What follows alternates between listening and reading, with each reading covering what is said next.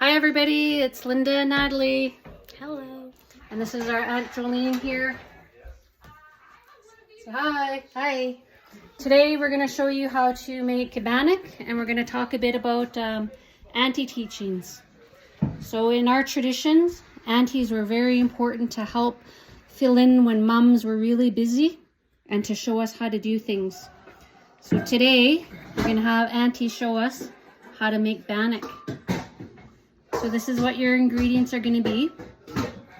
You need some flour, some sugar if you want for extra flavoring, some tender flake grease or Crisco, whatever you prefer, baking powder, salt, and some eggs. So we're going to get our mixing bowl here.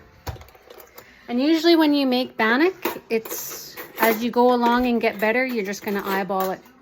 There's not a right way or a wrong way to make it. You're going to have to do it by trial and error. Trust me. First time I made bannock, turned out like pancakes. Right, Natalie? Yeah. And aunties are very important in us to help us show us on how to do things properly and how to cook and make good food. So auntie, how do we start? Okay, Natalie, you can measure the flour. Right there, grab the big measuring cup. We're gonna do it the measurement way. I don't know how to measure this. Okay. Okay, 4 cups of flour. 4 cups, okay. Right to the top. 3. Right there. Is it 4 or 3? 4. Okay, 4 cups. And we gotta turn your frying pan on before you start mixing to have it heated up. And I always use a stainless steel. People use cast iron, but I always use stainless steel. I like stainless steel better. Right there's auntie rule. Use stainless steel, not cast iron. How many cups of flour do you have, Natalie? 4. 4 cups. So a long time ago, aunties would be really helpful in showing us how to cut fish, how to cut moose meat, Dump it in. how to do everything, because mums would be busy doing other things. And aunties would come and take us and show us how to sew, how to cook, how to clean, how to harvest our food, how to harvest berries. 2 tablespoons of baking powder. Now we're getting our Make sure baking it's powder. measured out even. 2 level Use spoons. Level it off. Level it off, Natalie. No, with this. Use another spoon and No, straight across. Yeah. yep. 2. 1.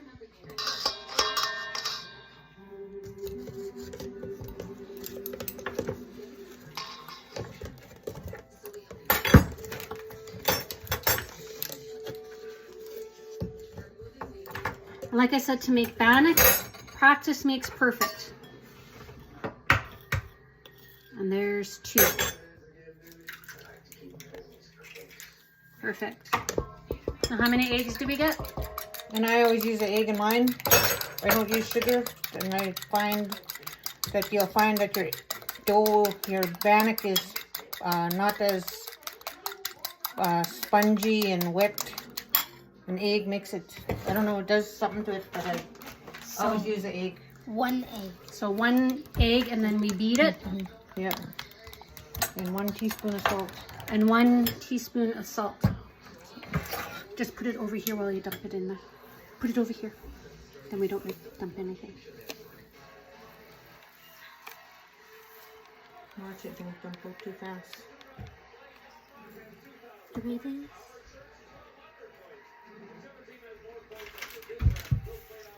Plunk it in. So 1 teaspoon of salt. There we go. Okay. Lots of people don't use salt, so if you don't like salt, just use a little bit. And no, get a spoon and you mix your dry ingredients. So mix all of your dry ingredients. All together around. Make your bowl warm. Yeah. Okay, and water. I don't have a measurement for water. I just Add it as you go. add it as I go.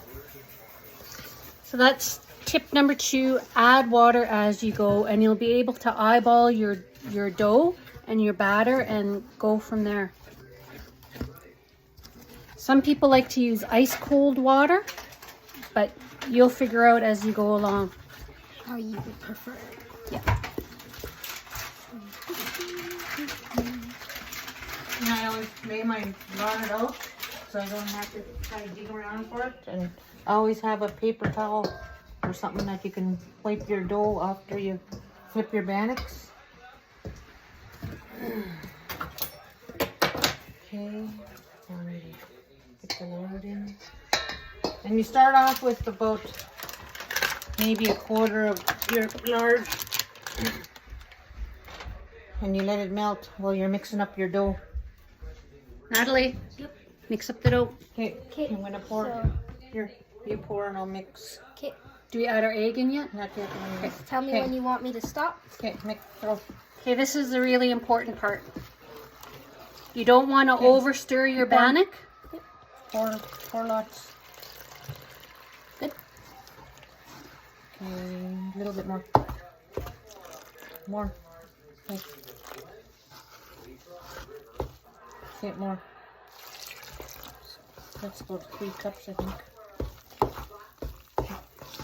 I just eyeball it, I don't. Okay, now add the egg.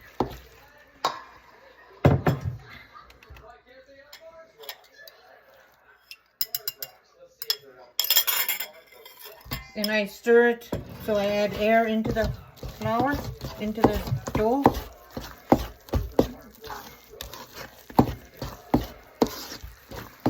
And that way your bannock, I don't know, it does something to the bannock.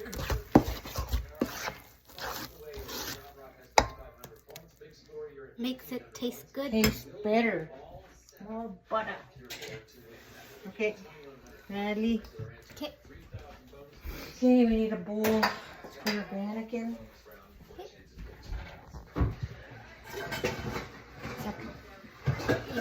And we need napkins in there. Paper towels. Okay, so these, Okay, watch. You gotta be careful around. it'll start to splash. Not only that, do you ever catch this on your clothing and dump it on you? Hot. It's hot. Okay. When you're starting your bannock,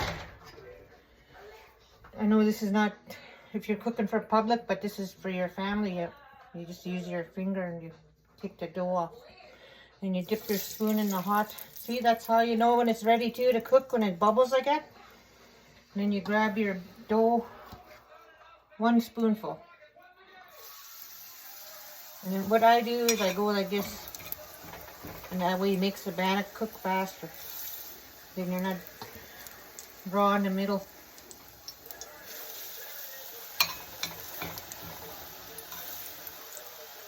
And you gotta make sure your oil's just the right temperature too, because if you get it too hot or too low, it's gonna turn out, not gonna turn out good. It has to be just right. Usually about, you turn it up to about 8 to begin, then you turn it down to maybe 5, 5.5, 6. Depends on your frying pan too. How many times do we turn our bannock? Once. You can see it turning nice and golden brown on the edges. That's trick number 3. Only turn your bannock once. I learned from my mom, Sophie Smarch. And if you had Sophie for a teacher, you know you only get 1 chance. See, it's turning nice and golden brown on the edges. And when you're flipping your bannock, pull it toward the edge of the frying pan like this, so you're not splashing yourself, and you're not gonna. It's not gonna splash down in the grease. Tip number 4, turn the bannock away from you so you don't splash and burn yourself with the hot oil grease. Listen to that. If you could only smell the picture. Smells good. Now you need butter and cheese whiz and jam. And that's the great thing about bannock. You can eat it with anything. Soup, stew. You want to put jam on it, peanut butter, just good old butter. Anything you want, you can eat it with. What do we do if we want to add raisins to it or cranberries or something? You add it after your dough is mixed. You fold it in. Or currants. Yeah, you can add anything you want. But only thing, if you're going to add blueberries and stuff, it's good to freeze your blueberries just like when you make pancakes, because your bannock be all blue. Can I bake this bannock? Yeah, you could bake it. You could do the same recipe, but use less water. And So then do I grease my pan? Yeah, grease and flour. And you how bake long? it at 425 for 1 hour. 425 for 1 hour if you want to have baked bannock. Yum. You could deep fry it too. You could fill the pan up with oil and then you drop it like same thing. You make the dough a little bit thicker. See, I turned this one too fast. It's not cooking. My frying pan is finicky at the first batch. That's why you gotta test your frying pan. Make sure it's at the right temperature. And if you cook your bannock too slow and low, it'll get full of oil, full of grease, and it won't be good. We don't want greasy bannock. Okay, Natalie, you want butter? How many tries do you think it took you to get your bannock right? Quite a few. My kids are all testers. Still testing. How many times have you tried to make bannock, Natalie? Twice. Do you think this is a easy tutorial to follow? Yeah. Do you think people will be able to follow the directions and get some good bannock? Mm-hmm. Mm-hmm. Okay, now we're done now. So this is how your bannock should look. Nice and golden brown. This one here I turned too fast. Okay. That'll be the tester. Natalie gets the tester.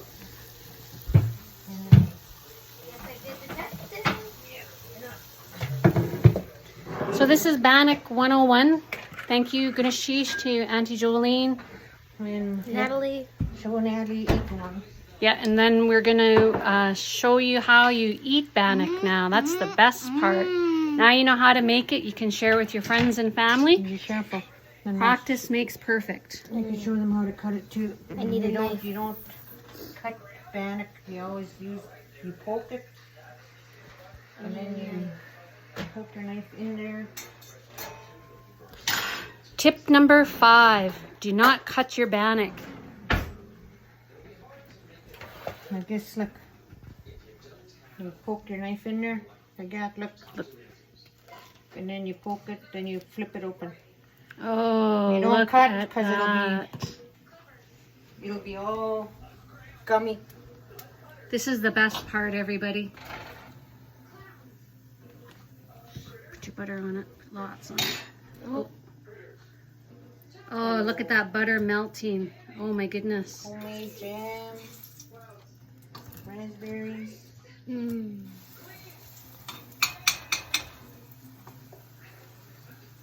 Jeez. You watching America Says? Yeah. Some of it's kind of hard. This is batch number 2. It gets better.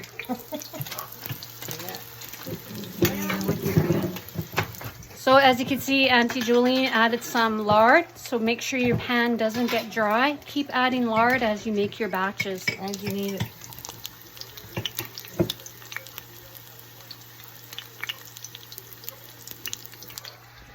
All right. Natalie's putting homemade jam on there. You can't get any better than this. Bannock became a staple in our foods because we didn't have a lot of supplies.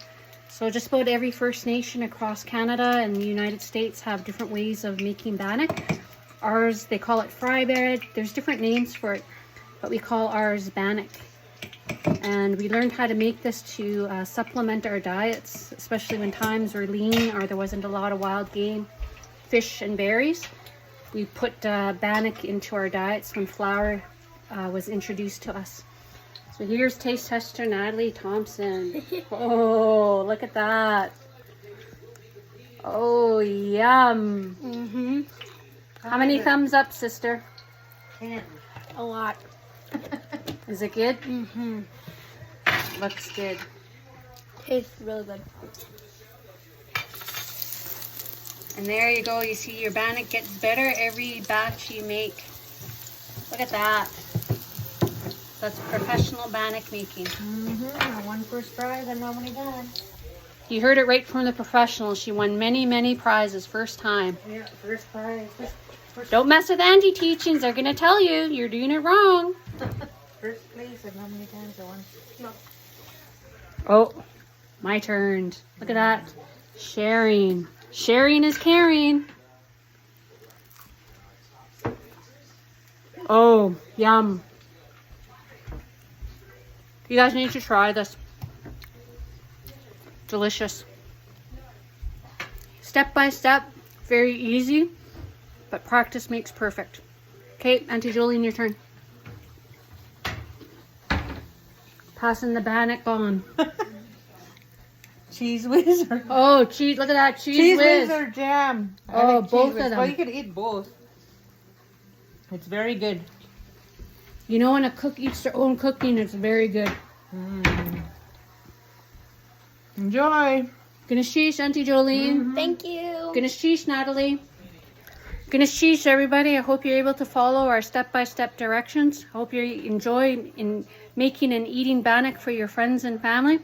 Practice makes perfect. Thank you. Gonna sheesh. Yum.